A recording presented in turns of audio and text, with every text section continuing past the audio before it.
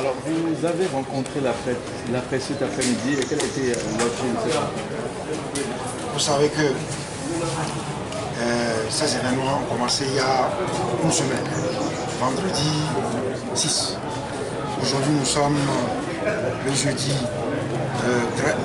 12 et beaucoup de choses se sont passées dans l'intervalle. Nous avons d'abord manifesté notre indignation. Nous avons également dépêché une délégation sur le terrain. Cette délégation est rentrée et nous avons voulu partager avec la presse ce que cette délégation nous a apporté comme information. Alors que dit le rapport de la délégation? Mais également, excusez-moi, nous avons également écouté dans l'intervalle le gouvernement à l'Assemblée nationale. Et d'abord, je dis que nous rejetons toutes les explications du gouvernement, qui pour nous sont une tentative de camoufler la vérité et plutôt une volonté de tromper l'opinion. Et donc, nous rejetons les explications du gouvernement. Vous avez vous-même suivi les explications du ministre de la Santé. Personne n'a compris que les balles tirées en l'air retombent pour causer des dégâts. Pour ceux qui ont suivi des cours de physique, premier trimestre du cours de physique du terminal, enseigne la chute libre et surtout des exercices sur les tirs des balles.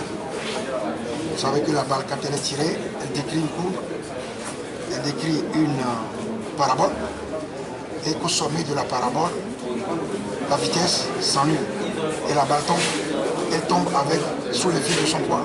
Il n'y a plus de vitesse. Elle ne peut pas causer un quelconque dégât. Donc ce sont des explications fantaisistes et indignes d'un ministre de ce niveau. Maintenant, vous parlez des informations ramenées par la délégation que nous avons dépêchée sur les lieux. La délégation a apporté des informations importantes. Aujourd'hui, selon ce que nous apprenons, la ville de Mango est une ville fantôme, quadrillée par les bérets rouges. Il y a des tentes, comme si c'était une opération de siège dans la préfecture, dans la ville des tentes de bérets rouges, dans la ville de Mango. Ensuite, la délégation a appris que le 23 mai dernier, le ministère de l'Environnement a procédé à une opération de déguerpissement des populations dans le canton de Sac-Biébou, dans le village de Maboukou, et que les militaires ont détruit des habitations, ont incendié ces habitations, détruit des greniers, brûlé le bétail, brûlé les papiers, les documents administratifs des habitants.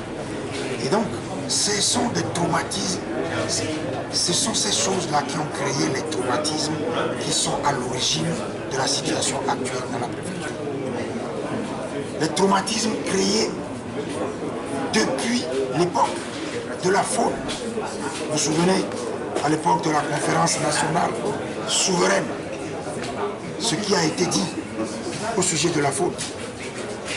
Et donc, le 23 mai de cette année, les militaires ont rasé le village de Mango. Et c'est parce que les populations de Mango ont eu peur d'être victimes de la même situation qu'ils se sont mobilisés pour protester contre la réinstauration de la faune dans la préfecture de Bouti.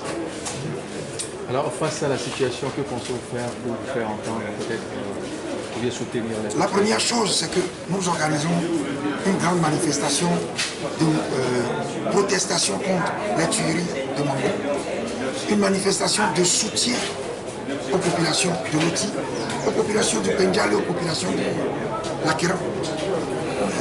Nous voulons également que cette manifestation soit une manifestation pour le respect de la dignité humaine. Parce que les tueries de Mango rappellent d'autres tueries, les tueries d'Apaon, Anselme Sinandare et Djouti Sinaleng, d'autres tueries à Anéhor, à Gléi et dans d'autres localités du Togo. Il faut que ça cesse. Il faut que le régime RPT UNIR respecte la personne humaine.